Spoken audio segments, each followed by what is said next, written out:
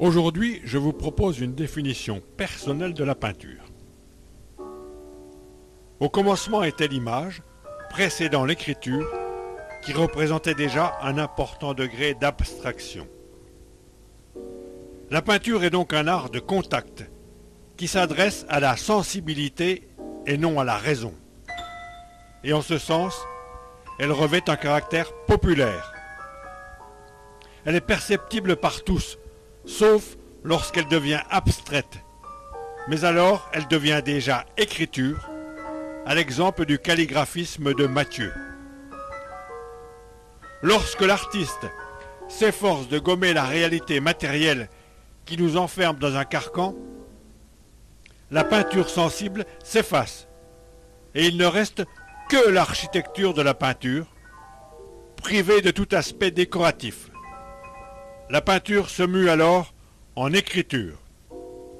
Mais l'écriture demeure également un carcan pour la pensée qui ne s'affirme pleinement que dans l'abstraction mathématique.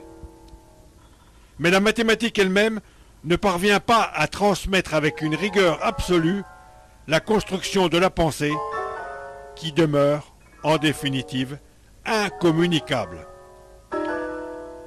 L'art absolu serait donc la photographie spirituelle de la pensée, débarrassée de tout élément matériel de représentation. En quelque sorte, l'image de l'âme, mais hélas, que seul Dieu peut percevoir.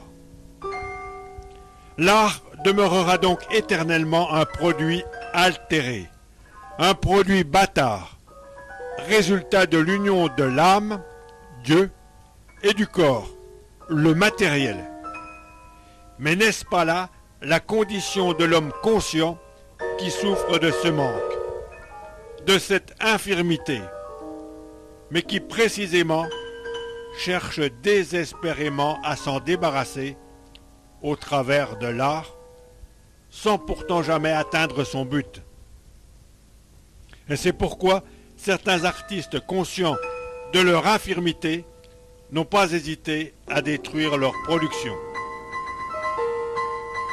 En définitive, l'art serait donc une quête désespérée vers l'absolu, une recherche de Dieu, et en ce sens, revêt donc un caractère éminemment religieux.